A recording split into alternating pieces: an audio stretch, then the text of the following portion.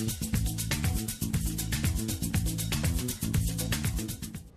guys, today I've got a big confession to make, and I'll tell you all about it in just a moment. But first, let's take a look at my run today.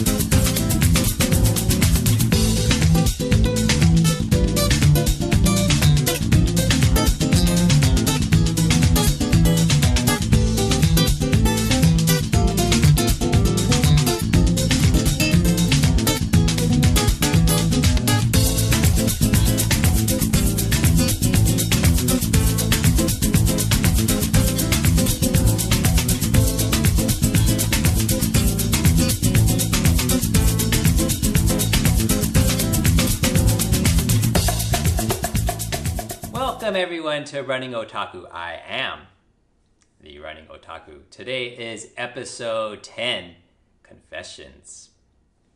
So before getting to that confession, one quick note. You see, the Running Otaku channel has been growing pretty well.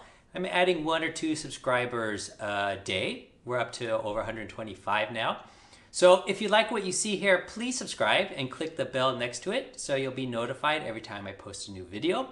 And you can follow me from day to day and week to week as I progress towards my goal of running SUB-3 at the Boston Marathon in April. Also, I'd love to hear your comments, what I can improve on, what you'd like to see more of, and how your training is going, so we can turn this channel into a community. You see, a few weeks ago, I made a video about how you can turn the Apple Watch into a great running watch. And you can. You basically need to do 2 things. One, you need to add a foot pod because the distance measurement of GPS is just kind of so-so. And 2, you need an Apple Watch app that's much better than the workout app that comes with it.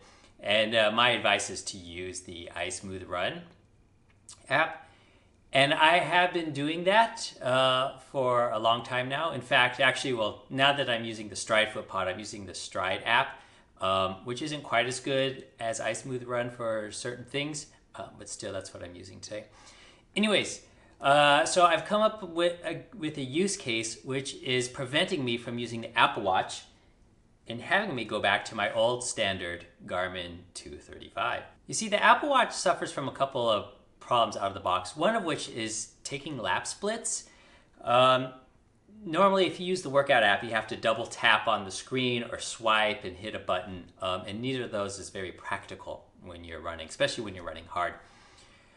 So if you use iSmoothRun, for example, you can press the crown and the side button simultaneously to take lap splits, and that works great unless you're wearing gloves.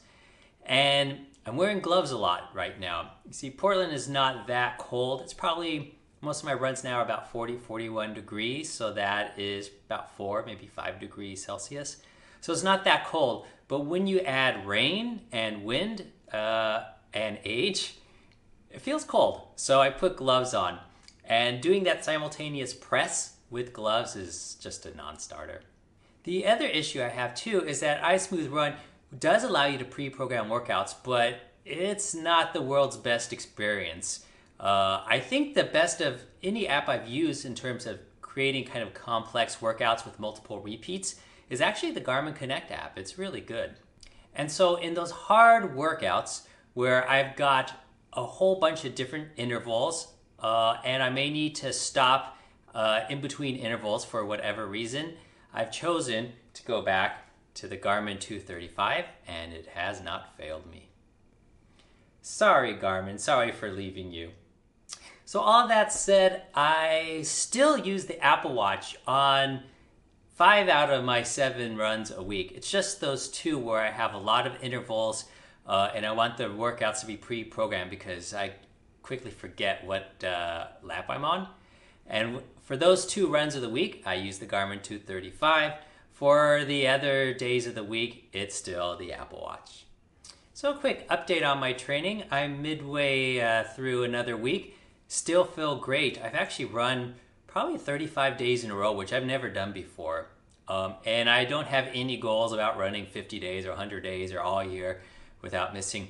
It's just the plan that I have actually doesn't have any days off until after my marathon in April.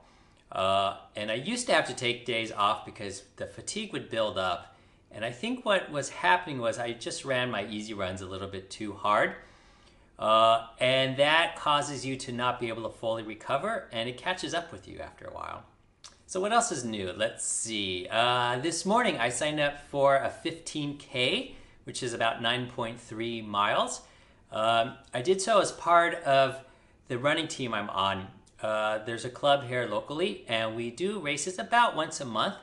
And we get points depending on where we finish relative to everyone else on the team. And at the end of the year, we add up all the points, and whoever has the most is the big winner. So that won't be me, but I still like to compete. I've never raced a 15K before, so I guess I'm in for another lifetime PR. It's a good way to set PRs. Just keep running race distances you've never run before. All right, well, that's a wrap for today. Thank you so much for tuning in. We'll see you all next time. Bye-bye.